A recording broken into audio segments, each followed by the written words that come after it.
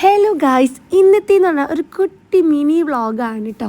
അതായത് നമ്മൾ Seemas insta തുറന്നാലും Facebook തുറന്നാലും YouTube തുറന്നാലും എന്താ ഈ പോകുന്ന പുള്ളിക്കാരൻ്റെ പരസ്യമായിരിക്കും.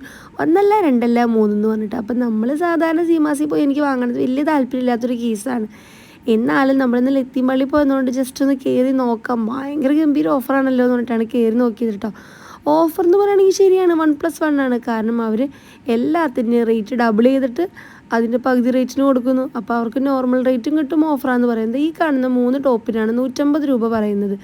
അതൊരു ക്വാളിറ്റി എനിക്ക് തോന്നിയില്ല കേട്ടോ. ഡെയിലി യൂസിന് ഓക്കെയാണ്, അല്ലാണ്ട് വേറെ പ്രത്യേകിച്ച് ഒരു ഓഫറും ഞാനിവിടെ കണ്ടില്ല ഗൈസ്. എനിവേ എന്തെങ്കിലും ആവട്ടെ കേട്ടോ. ആ കാണുന്ന ഷൂവിന് മാത്രമാണ് ഞാനൊരു ഓഫർ കണ്ടത് കുട്ടികളിൽ, അത് മാത്രം ഞാൻ എടുത്തു. അത് കഴിഞ്ഞിട്ട് നമ്മൾ നേരെ നമ്മുടെ ലത്തീൻ പള്ളിയിൽ പോയിട്ട് കുർബാനയും കാര്യങ്ങളൊക്കെ കഴിഞ്ഞു കേട്ടോ.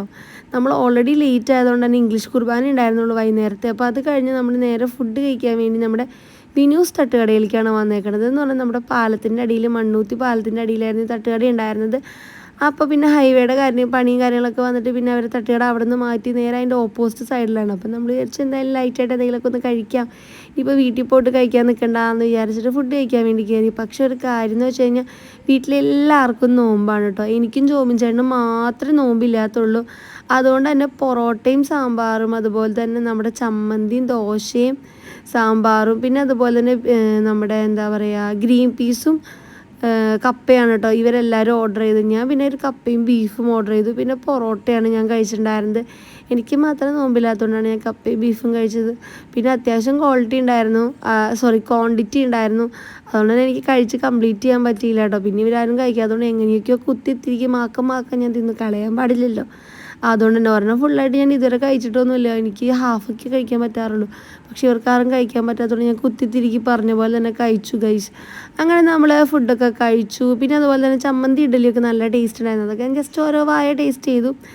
അങ്ങനെ ആമൂസിന് ഞാൻ ഒരു ഇത്തിരി ഇഡലി കൊടുത്തു. ആൾ ഒരു വാ കഴിച്ചിട്ട് വേണ്ടാന്ന് പറഞ്ഞിട്ട് അലമ്പുണ്ടാക്കി പോയി.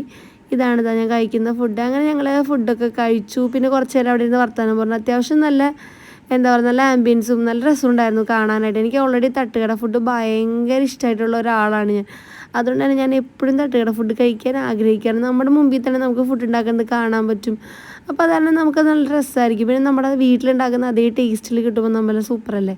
അങ്ങനെ ഈ കപ്പയും അതുപോലെ തന്നെ ഗ്രീൻ പീസും ആണ് കേട്ടോ അവർക്ക് ഓർഡർ ചെയ്തിട്ടുണ്ടായിരുന്നത്. കപ്പയും ഗ്രീൻ പീസും കുഴപ്പമില്ല, എരിവ് കൂട്ടിയിടാൻ പറഞ്ഞു. അപ്പോൾ അത്രയുള്ള ഇന്നത്തെ വീഡിയോ. ടാറ്റാ.